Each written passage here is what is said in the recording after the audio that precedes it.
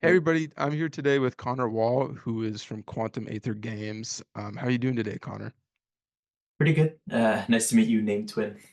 Yeah, I was gonna say this is the first time I've interviewed another Connor.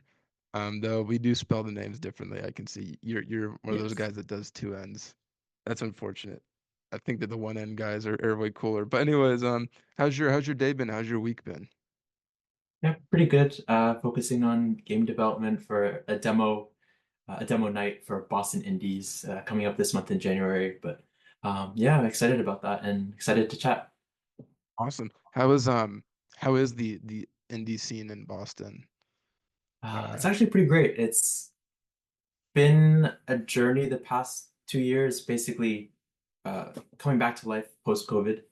But I've been volunteering with like the organization, helping host events. And this past winter, we had a holiday party that was pretty big and a lot of announcements, and lots to look forward to as an organization and helping those who come after. Cool. That must be nice being in a place that's got a big indie scene. I'm in as much as I like Blacksburg, it doesn't have a huge game scene. But I'm gonna jump right into your first question if that's okay. So Sure. during your time at Johns Hopkins, you participated in multiple clubs, such as the Indigenous Students Club at Hopkins, the Hopkins Gymnastic Club, and more. And also, it looked like I think that you were a founding member of the gymnastic club, and then you were a vice president of the Indigenous Student Club. But I might be off on that. I know that clubs can be a big deal. I'm in a few myself. How did you find a way to balance out your schoolwork with all the clubs that you worked with? Yeah. Well, honestly, I had an insatiable desire to learn from others. So coming in, I had trained in Taekwondo as well for years, had an interest in various languages. Um, but I'd say the balance was actually manageable at first. Just I think compared to like senior year of high school, it felt like a breeze, honestly. But I mean, I think a lot of that. I mean, that sounded a little arrogant, but in any case, what I meant to say is that I think having like the will to learn from the other people and the curiosity, I think, really was a driving power in staying motivated about a lot of things. But I think also like throughout my years at school, it also kind of faded, like partly because of COVID, and I saw that reflected in some of my time management. But um, time management and having emotional connection was a very great motivator for me to block out every minute. Mhm. Yeah. But yeah, what Uh, works for you these days, by the way? Like, I know you're as a student, like, um, what's it like what's managing it? time these I days? mean, sometimes it feels, some days it feels impossible, and some days it feels like I've got all the time in the world. Um, you know, I work part-time, so I work about 24 hours a week outside of school, and then I do school full time. Like, I think next semester I'll be doing 17 hours, 17 credit hours. And then, I'd like to try to get a couple YouTube videos out a month, and those probably take, I don't know, between 2 to 4 hours each to to do. And then I'm in two clubs, and then I'm a community manager for an indie game studio, and then I'm doing some stuff with, Alchemy Labs. So it all kind of piles up sometimes, but I think it's really about for me is, I love games and I love spending time with friends. So I have to carve out some time for that every week because if I can't do that, then I'm not going to be able to focus on schoolwork because it's that kind of social relationship and having fun and just spending time with people I enjoy that kind of gets me through times. Whereas for you is you said you liked learning from others. For me, it was like I just enjoy being around people. It's not so much about the learning, but I have to spend time to relax, or else I'm just not gonna make it. But yeah, it can be tough. And then, I don't know if when you were in school, did you live on campus or off campus? Uh, yeah, I lived on campus for my first year. I think I also had a strange situation because of COVID. So, I mean, my first year was like on campus and kind of COVID happened. Oh yeah. I went home for like sophomore, junior-ish. And then I went abroad for junior and senior. So it was like Okay. and then abroad I was in person. So it was like a lot of mixed reality kind of stuff. Yeah, just kind of all over the place. Yeah. Um, in my freshman and sophomore year, I went to a community college before transferring to VT. Um, and that was during COVID. So my freshman and sophomore year were it was honestly very, very relaxed compared to now because, it's during COVID. It's all Yeah. online. I mean, there were Zoom classes, but the teachers very much, I don't think, put in as much effort as my teachers do at tech. So I honestly sometimes think it was a breeze. And you know, it is what it is, but because of that, I got to transfer here. Um, I asked because I live off campus, so commuting can be like an issue too sometimes. I mean, Blacksburg has a free bus system, so I can just take the bus, but sometimes, they don't run on time or whatever. So it's just a lot of time management, but last semester starts in a few weeks, so I'll get through it. But Yeah. moving on, before graduating from John Hopkins, you switched majors a few times. Um, you know, just to name a few, I think you had sociology at one point. You mentioned public health, but when you graduated, you had finally decided on kind of, I think it was a double major with film and media studies and computer science. How'd you settle on that? What made you decide on those two? Yeah, yeah, that's right. Yeah, as you can see, like, from the start, I was basically a jack of all trades.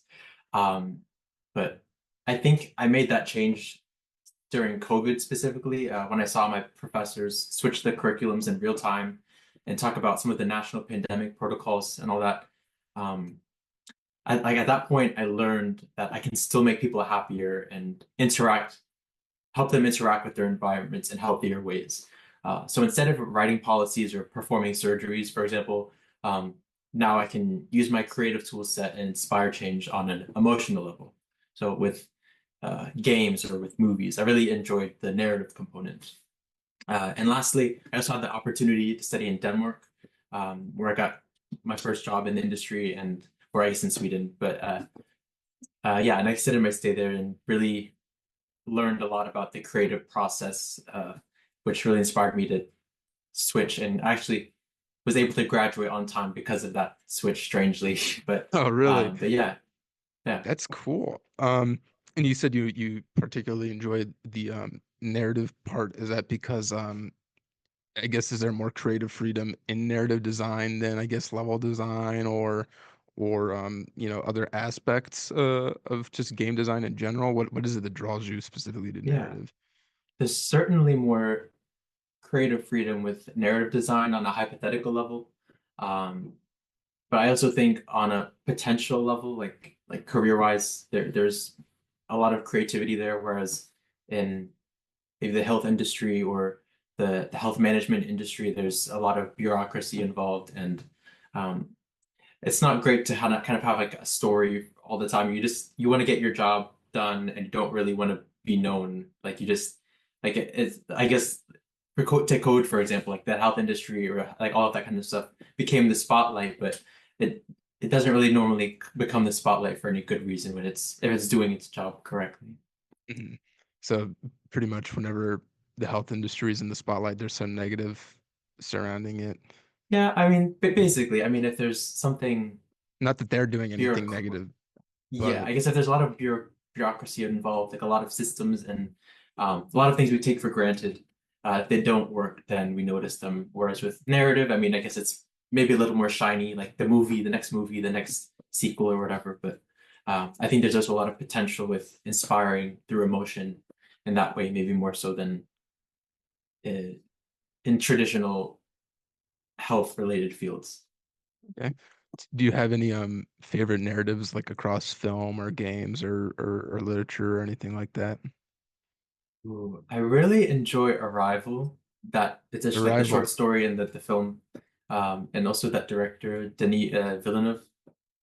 This stuff is very iconic, clean, smooth, and symbolic. Like with Dune, that's very popular now. So Yeah.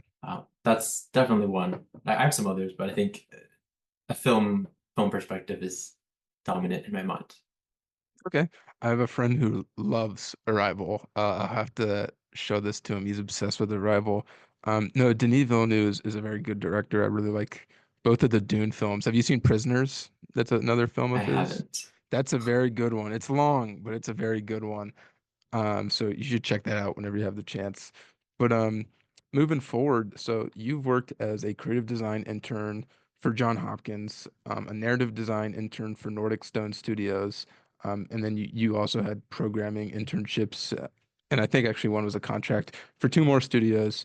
How did these experiences help round out your skill set and prepare you for when you started Quantum Aether Games in April last year? Yeah, believe it or not, yeah, I went from artist to programmer. I worked as a narrative designer, then programmer. Um, these roles really gave me vocab and industry insights to kickstart my career in learning. Mhm. However, I'd say my real start in this whole transformation into a studio came from my business background more so.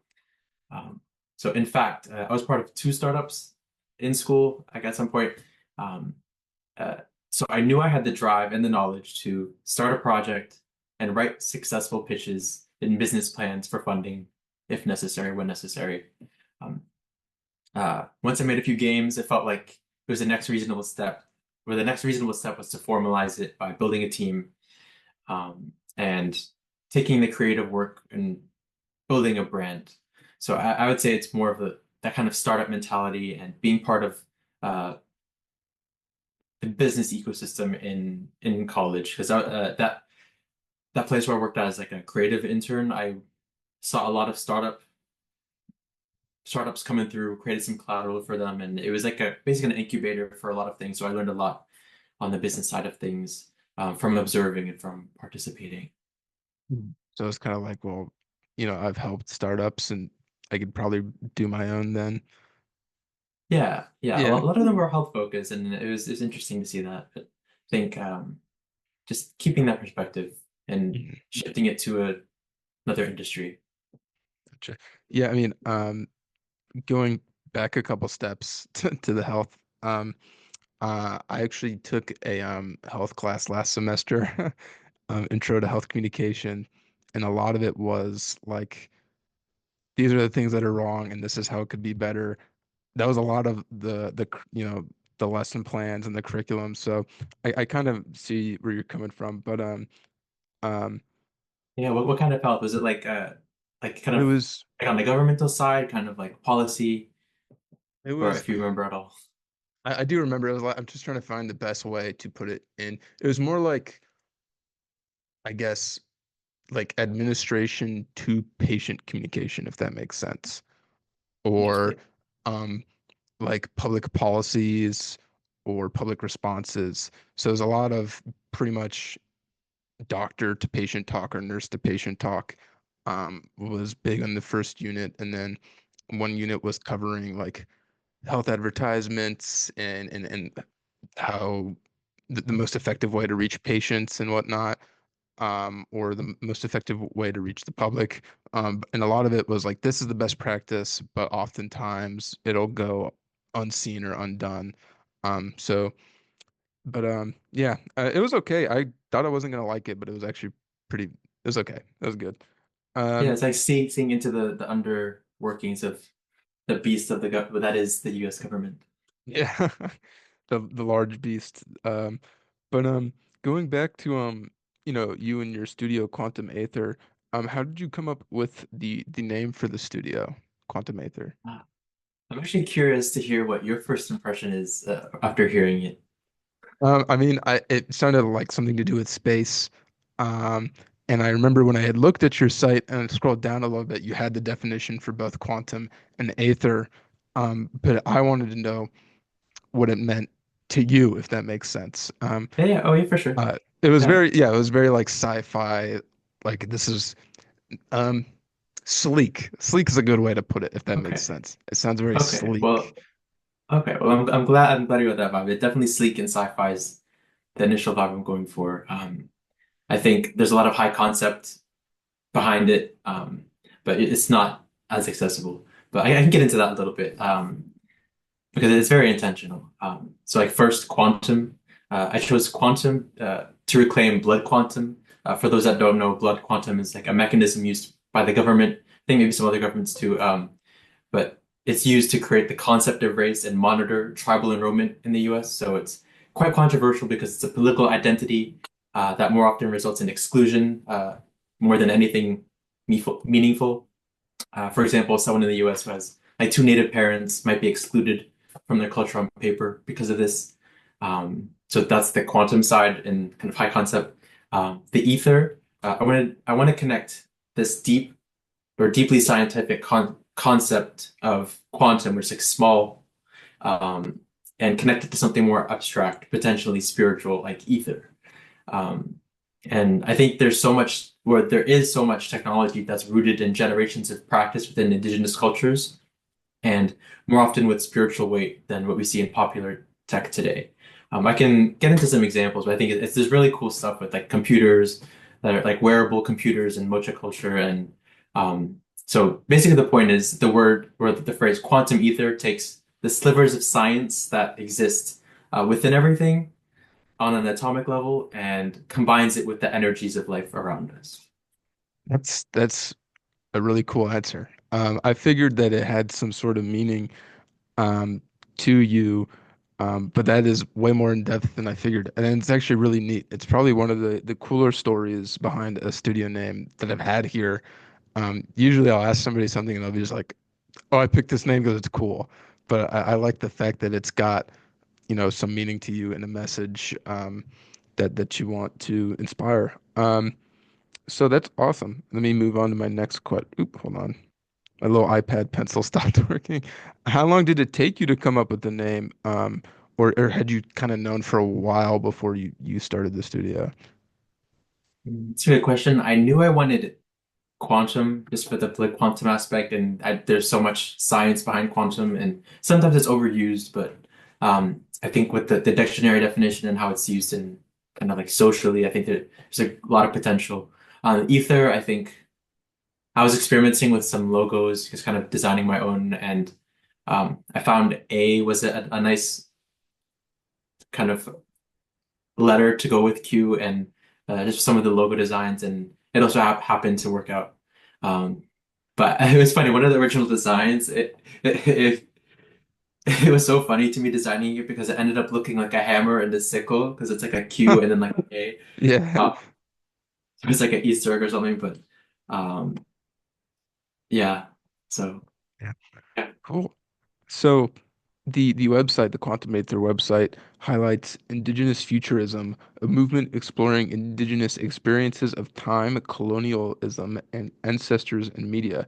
How has this concept of Indigenous futurism influenced the way that you're looking to develop games, like Omnivore's Rule, which is what you're doing now, and yeah, then continuing to work on your studio in the future? yeah. That's a big question. I mean, all of these concepts I think have so much meaning, so much room to explore, and a lot of potentially social or political weight to them. But I think easy answer, I seek to reconnect our digital worlds to our natural one. So I think we exist in a physical space, or for at least for the foreseeable future.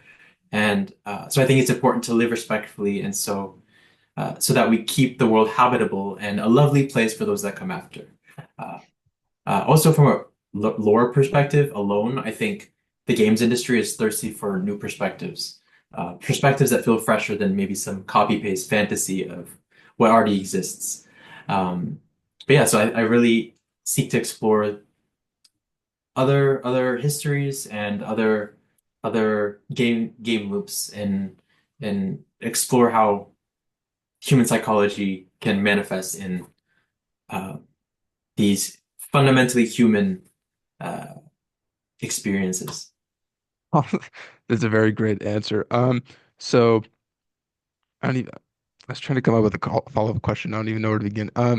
So, would you say that these games that you're making that include that message of indigenous futurism, would they also have themes of, being more eco-friendly, kind of based on what you said, or kind of promoting a more green world? Yeah, I would say broadly, yes. Broadly. I think that there's still a lot of violence that can exist and a lot of um, like non-environmentally or green things that exist because that's the reality of the world. Um, Mm. but I think just what I love about some of these genres, like solar punk kind of genres, or um, uh, this is that its focus is more on kind of regenerative type economies rather than extractive, and I think it's something I'd love to explore. So it's tends to be more on the greener side of things, like literally and I guess socially. Uh, but it's I think there's a lot of room to explore from just from that little niche. Okay, cool. Um, would you say that there's like what's the best word to put like sub kind of genres in this, like that solar punk that you had mentioned, Uh, or is it kind of just uh, that a set in stone kind of thing? for sure. I mean, within like indigenous futurisms alone, there's basically, I mean, you can get into more specific cultural groups. That's one way to look at it. They're also kind of like thematically. So I guess within cultural groups, you can look at compared to Afrofuturism, that's a bit more broad, but it's similar and um, basically can kind of add any kind of niche specifiers and get it a little more specific and it'll have, but it still has some underlying principles of like um, maybe non-Western, but it's also eh, I think it's also very broadly applicable in its use of imagining alternate paths or potential futures. Okay. Um, I'm gonna say something. I hope it doesn't sound stupid. But it reminds me of what's it called? I think it's called Future Arrow. Do you know what Future Arrow is? It's like No, I don't know it's if I do. it's an aesthetic. You can look it up, and it's kind of like mid to late 2000s to like early 2010s. It's that whole aesthetic where it's like green grass and then like kind of blue skies and bubbles and like kind of like water all over the place and then like I'll have like Okay. skyscrapers and it's like I guess idea behind the aesthetic is kind of human-made structures like big skyscrapers coexisting with kind of Yes. the like green Okay. ecosystem. So that's why it reminded me of it. I'll pop a picture up here. Yeah, Um, I see. Yeah, this is very yeah, it feels like a Windows desktop, old yeah, desktop. Yeah, I've seen this before, I remember, and it's been referenced. So it's very similar, I think. There's a lot of similarity there. yeah. So that's why I was like, I don't want to sound silly, but I feel like I have to mention this. But so moving forward, Quantum Aether, you know, I think it's a motto, but on your website at the top it'll say imagining post-colonial worlds. How does this kind of serve as a guideline or basis for Quantum Aether, if at all, or maybe you just have it up there because it's cool or something. I don't know. Yeah. Yeah, imagining post-colonial worlds. Yeah. It's a Yeah. broad statement. I like it because it's broad. It's broad enough to explore non-game experiences like music and writing. It's also specific enough to design with guided principles like we talked about. With this mission, we can imagine more human-driven game loops based on psychology and social dynamics, I think. Um, Game loops that live out or outlive this decade, for example, like or even imagining a first-person shooter without guns. Like I think just having that core principle is something that's led me to experiment with new business models, even in just design practices. You've mentioned two or three times now psychology. Is does like is the idea of exploring different psychological concepts or messages in quantum aether, is that something that excites you and that you're focusing on a little bit? Oh, certainly. I think games are uniquely able to explore some of other concepts of reality in any sense. I think that's why gamers love this. That's why we love to play games on one factor at least. And just something I've been thinking about, for example, recently, or it's two things. Like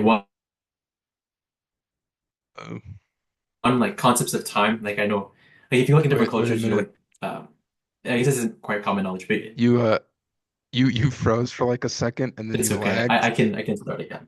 Um, Um, I don't even remember where you were at, man. I'm sorry. and it's okay. It's all good. I can start again. Yes. Talking about the you said what? like What was why the do question you asked? it was like why do different do psychological, I think it was something along the lines of do Oh yeah, psychological psychological. Okay. concepts Yeah. Yeah. intrigue you? I'm sorry. No. It's okay. It's okay. Yeah. Okay. Let me just remember for a second. Psychological. So yeah, I think games are uniquely great at exploring psychology because they're interactive, and I think as gamers, that's one reason why we love playing games and playing indie games too, especially if you're into indies. Uh, I think, and there are two things that I've been thinking about a lot actually in relation to my personal work, and it's concepts of time. So a lot of times, like in Western culture, it's like left to right, but in other places, sometimes it's like up, down, down, up, back, forward, different kind of perceptions. So I think that could be cool to explore. But also, I'm really interested in the telling the stories of those that can't really speak for themselves. So like on an animal level or like flora fauna perspective. So I think a lot of times we look at the more commercially popular or cute animals. Like I know there's so many games with like deer or like foxes, which are kind of have a mysterious quality to them. And I think there are also a lot of other animals out there that um, have interesting stories to tell. And if we think about it we can think about it from a human perspective, like how they relate to us, but they also exist on their own and oftentimes can exist without us, and we can't exist without them in the real world. That's like Okay. a high level. No, it sounds Yeah. cool. Um, sorry, there's a bug flying around. So your first title is Omnivore's Rule, and it's an open world exploration game where the player takes control of an android enlisted to establish human presence on a distant planet. Sorry, that was a mouthful. Um, how does this, how does the theme of indigenous futurism, or maybe the motto that we were talking about, imagining post-colonial worlds, how does that play into the game? Yeah, it's the question of the game. That's the yeah. It's so I would say this game explores the perspective of a settler confronting their role on a foreign planet, basically. In this game, you are a settler. I chose this identity specifically because it's true to a degree for most people, myself included. And uh, from there, you'll explore the native ecosystem that's teeming with eerie and fantastic life. So um, while it's uh, I'm taking that I'm telling this story rather from somewhat of a settler perspective, but as a settler that's thinking about their role in their system. So like if you're basically kind of like you're colonizing, you're supposed to the narrative's coming still, but you're basically doing a lot of uh, what you see in sci-fi movies with like arriving to a planet, pretending it like it's uninhabited, um, but really exploring what's there. So I love exploring speculative biology that's actually believable, and that's also another inspiration. Cool. It reminds me of have you seen Interstellar? Yes, It reminds me a little bit of Interstellar. Not that I guess it's a little bit but different because yeah, in I get it. No, but it's it similar. reminds I think, or at least when you play this game, I want you to feel small, like in a good way, but like it's like the universe is big and okay. other things exist. Do you have any we've talked about, I guess, a lot of the concepts and themes that have gone into the game, but moving away from that a little bit, have there been any influences maybe in some narratives that you've read or some other games that you've played or maybe some films that you've watched? Yeah, I can say there are three primary influences with this project. Two of them are like TV shows, and one of them is a game. So I think the one that or most people who are gamers know is Subnautica. So it's Okay. like exploratory survival on a foreign planet, learn the rules of the ecosystem. So I think that's the closest I think a game has come to exploring that uh, you're not at home, but become an inhabitant of that planet. And then the two TV shows are one Scavenger's Reign, I think is a really great show. If you've heard of it, it's just an animated show with a lot of exploration of like inner self, but also through the lens of the flora and fauna that exist in their own ways with wild and spectacular mechanisms. And then Raised by Wolves, which is kind of has the android influence and is a bit more eerie and like Alien or H.R. Geiger, if you know those. Okay. Um, yeah, I think I've heard of Raised by Wolves. I have heard a lot about Scavenger's Reign. I've heard that it's like fantastic. I've heard it's the best. I've heard the animation's great. So I've been meaning to watch that, and I've played a little bit of Sonata. So yeah, it sounds like a really cool set of influences that you've got. You know, how's it been working on the game on your own and kind of balancing out all of the different aspects of game design? Yeah, right now I'll say I feel so lucky to be able to balance this workload right now. I know it's a lot, um, but I think I appreciate that I'm healthy and I also, more importantly, the community of people I've built around has been vital as a micro developer. Um, like in Boston, for example, like specifically Chris DeLeon, who's a mentor of mine for kind of helping me navigate the creator life. He has some YouTube education on game development, which has helped a lot of people. Kim Belair, who is a narrative designer who's been a great open ear. And then also just my peers in the Boston game dev scene. Like shout out to Armand, um, who's an indie dev, and Travis. I think he also has a YouTube like Trav H98. But yeah, Cool. there's certainly Um, still challenges daily, but I yeah. think having a multilingual brain also helps a little.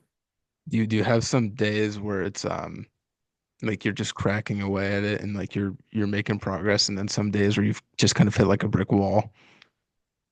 Um, I do, and I think that's kind of inevitable for most artists. Except I think my perspective, instead of looking at it as a brick wall, I think of it as an opportunity to make a shorter project. So something I actually do quite frequently or work on like micro little projects, like recently like motion design kind of things, just experimental, maybe more artsy things, but um, just really small nuggets where I can break down the challenge into something smaller and still make something out of it that's shareable.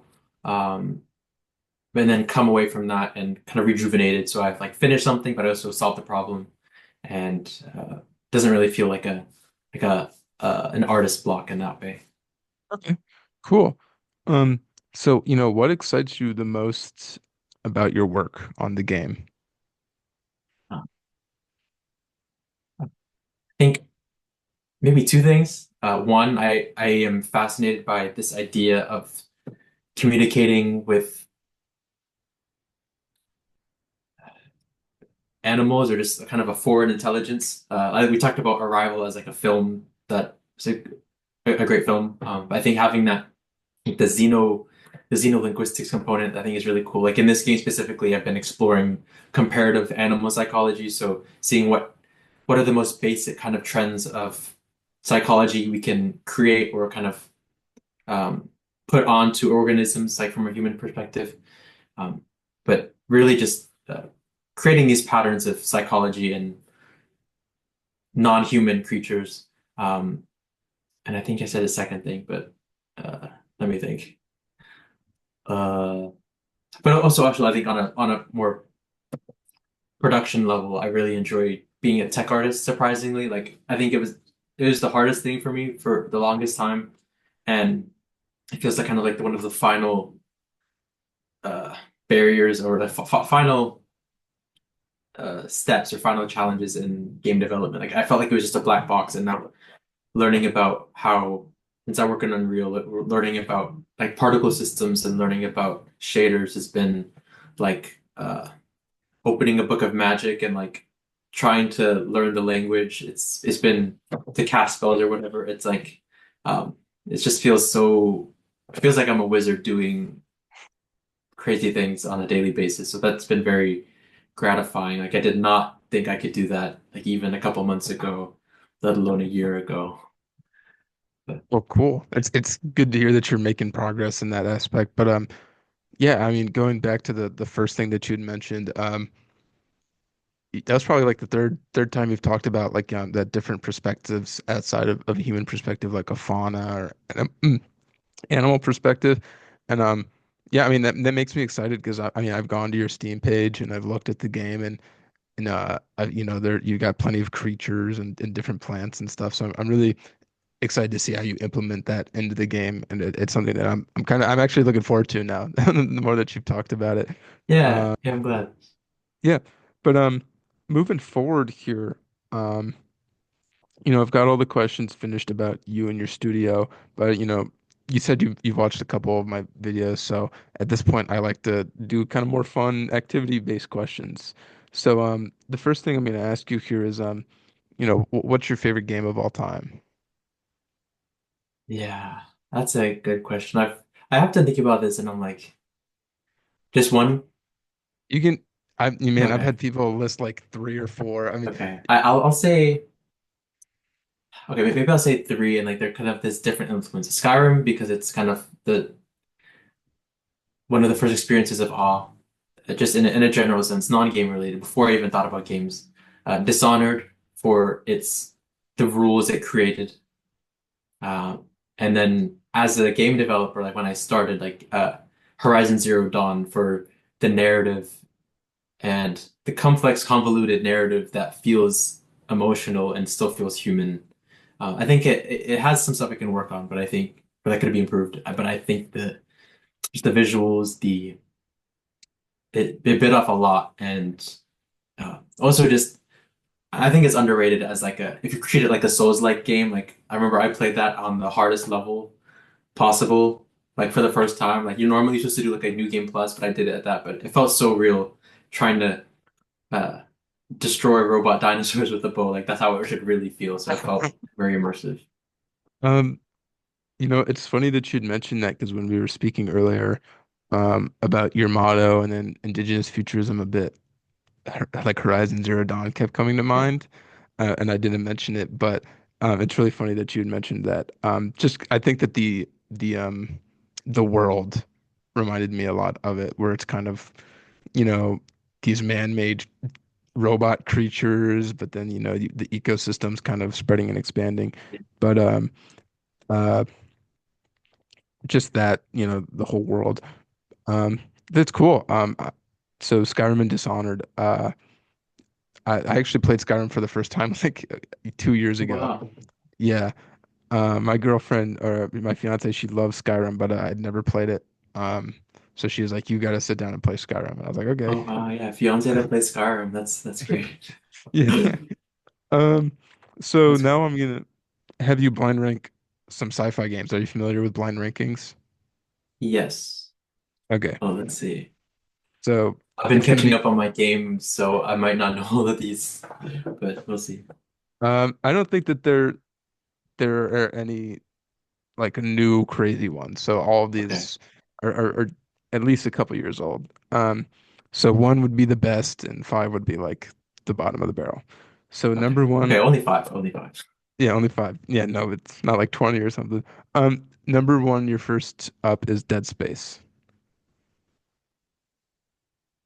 Mm, let's say one.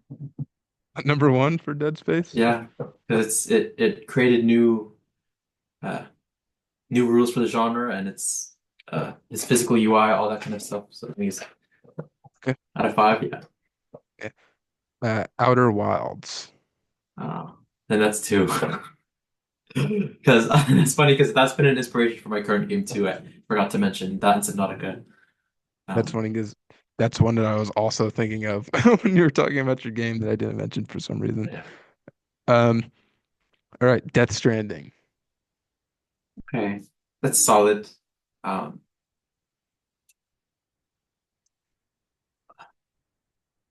but is it genre defining? May possibly because of COVID and the whole whatever.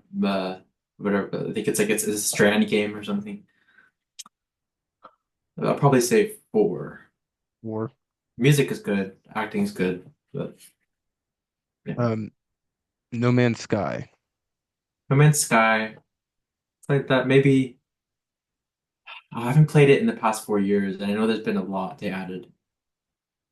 So I think based on my last time playing in like 2021, 2025, I think it's I've great as a has a lot of cool themes I'm interested in, but I think style, like the art, is also important, and I think it could have some work on that. Last I remember. okay. So that actually puts your number three. Your number three would actually be Horizon Zero Dawn. And Oh, I didn't, okay. yeah, I didn't know that you liked it so much when I put it on here. Okay, yeah, I was gonna say it's definitely Um, better than the other two. So I think that I'm proud of my ranking. Maybe Dead Space Outer Wilds, but I all think right. yeah.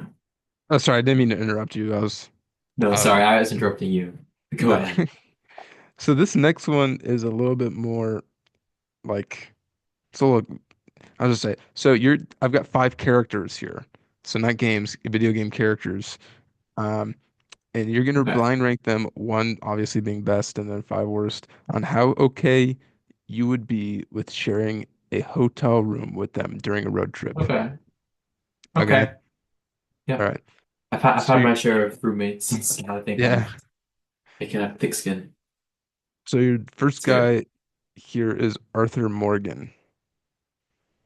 Arthur Morgan. That sounds familiar. Is that That's the protagonist from Red Dead Redemption 2. okay. I'm a little less familiar, I'll be honest. Oh, you're fine. I don't know. I mean, I've seen so much about it, and I'm gonna say that's out of five again.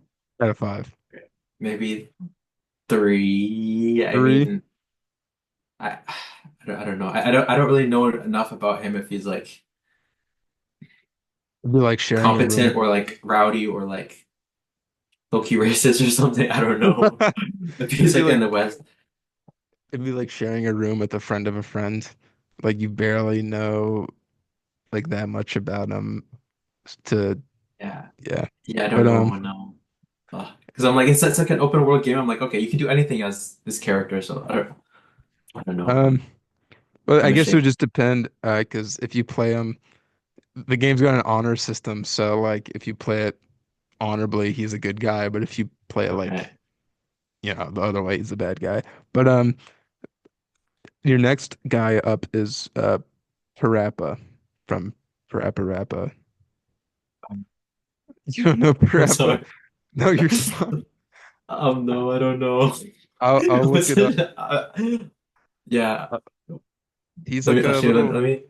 he's a little dog that raps, and he's from some old PlayStation games. I'm trying to Parappa the rapper. There he is. I don't know if you can see him. Interesting. Why do I feel like I saw a picture of that like the other day? I don't know, dog. I'm not. I'm gonna be honest. I'm not the biggest fan of dogs. They can be smelly, and as a roommate, probably four. I mean, Or it's just this. I'm just going off the smell because I bet a dog would smell more than any person, unless they're like a living dead. Like I'm gonna pull up the next guy on Google too, because I don't think that you're gonna know. So if I say it and then you're like, oh, I don't know, I can just show it. Um, so your next guy is Tingle from the Legend of Zelda games. okay. I'm a little more familiar with Zelda. A little bit less familiar with the lore, but I'm gonna say two because I think they're a bit more Two. optimistic and might have some Okay. uh on a selfish level, like value to add in the domestic whatever the roommate situation, Okay. help around and maybe work on projects or something. Your next um your next person up is Super Meat Boy. Oh, I think I know this. Super Meat Boy. Let me look up the picture.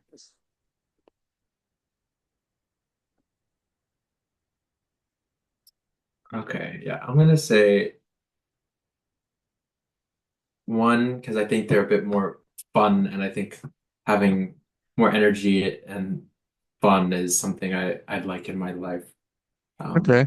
been a bit quiet since I've come back to the US compared to the nights in yeah in Copenhagen. Yeah. Yeah. He brings the vibes, Yeah. the energy. Okay. So then another your number five would be Nathan Drake Okay. from I Uncharted. feel like he would steal stuff, so I'm fine with that. Yeah. Well, Um, actually, that's assuming I have valuables, but I don't know. He is a thief, so yeah. Um, well, that's it for the questions, the fun questions and the question I had for you. The only thing I have left, um, before we head off, thank you for the interview. It was a lot of fun. I really enjoyed listening to you talk about your game and some of the motives and influences behind it. But before we head off, is there anything you would like to add?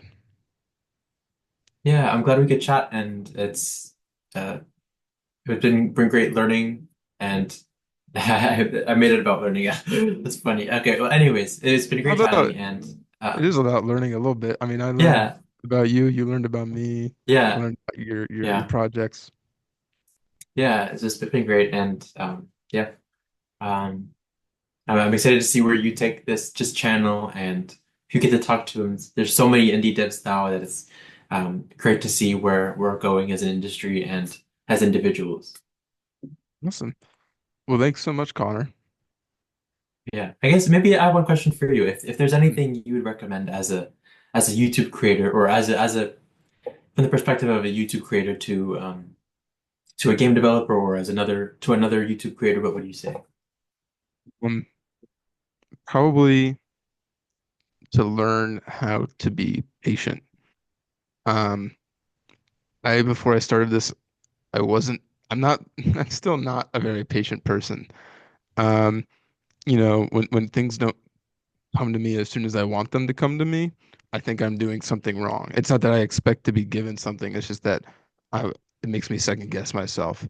And with building a YouTube channel, it takes time. You need to build up a community. You need to build up a following. You need to, come up with good ideas, and you're gonna have to take time to make videos and upload the videos, and it's just gonna take time, and that's okay. You don't need 100 subscribers in a week. You don't need 1,000 subscribers in 2 weeks. Just take your time and enjoy it because if you rush and you don't take your time, it's gonna become a chore and it's not gonna be fun, and you're just gonna hate it. The same thing could go with game devs. I know that the game industry is always changing. I mean, you can look, there's layoffs left and right. It's hard for people to get jobs, but take your time, with you or with anybody else. Um, you know what you want to do with your game, know how you want to do it, know who your audience is.